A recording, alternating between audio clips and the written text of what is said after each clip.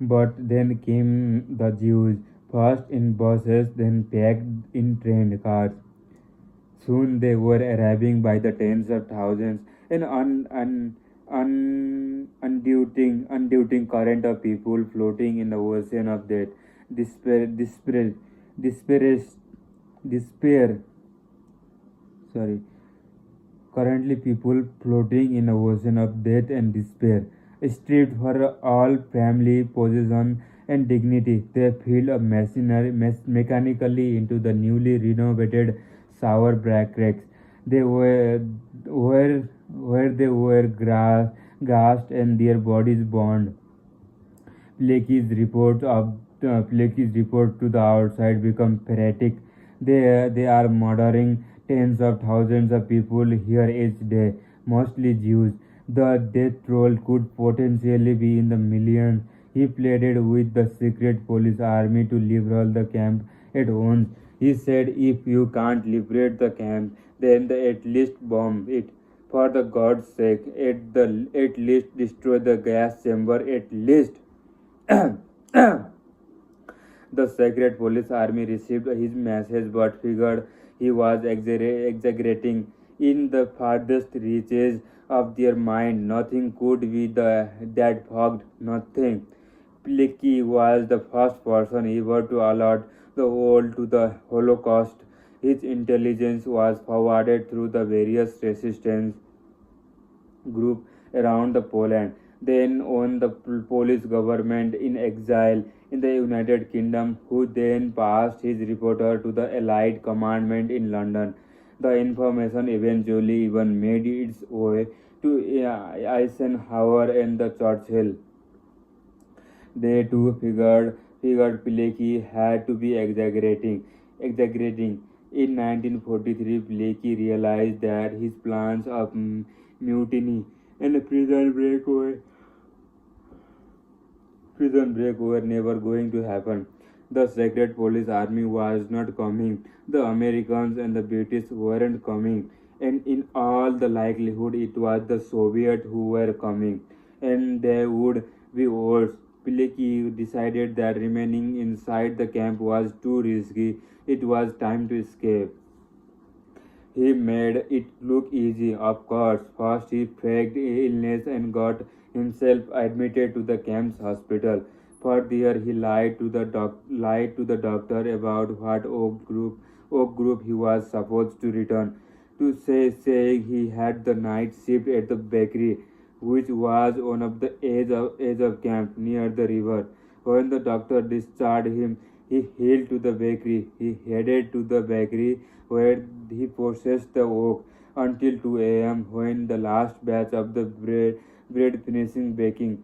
From there, it was just a matter of cutting the telephone wire, silently praying open the back door and changing into a stole civilian clothes without a SS guard noticing, sprinting to the river a mile away while being shot at, and then navigating his back to the civilization by the stars. Today much in our world appeared to be fogged, not Nazis Holocaust level fogged, not even close, but still pretty fogged nonetheless. Stories such as Pilecki inspire us. They gave us hope. They make us say, well, damn, things were worse then. And that guys transcended it all. What have I done lately? Which in this couch potato pundit era up to tweet storms and outrage porn is probably what we should be asking ourselves when we zoom out and get perspective in we realize that which heroes like Pilecki saved the world. We sweat giants and complaints that as he is not high enough.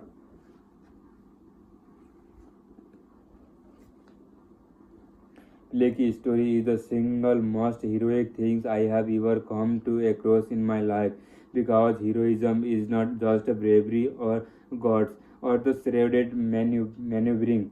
These things are common and are often used in the unheroic way. No being heroic, No, being heroic is the ability to conjure hope where there, where there is none, to strike a match to light up the void, to show the possibility for the better world. Not a better world we want to exist, but better world we didn't know could exist. To take the to take the situation where everything seems to be absolutely fucked and still somehow make it good. Bravery is a common, resilience is a common, but heroism has a philosophical component to it. There's some great why that his heroes is bringing to the table, some incredible cause or belief that goes unshaken, no matter what. And this is a why, as a culture, we are so desperate for the hero today, not because things are necessarily so bad, but because we have lost the clear why that dropped previous generation. We are a culture in need, not for the peace or the prosperity or new hood ornament for our electric car. We have all that. We are cultured in need of something far more precarious. We are the culture and a people in need of hope.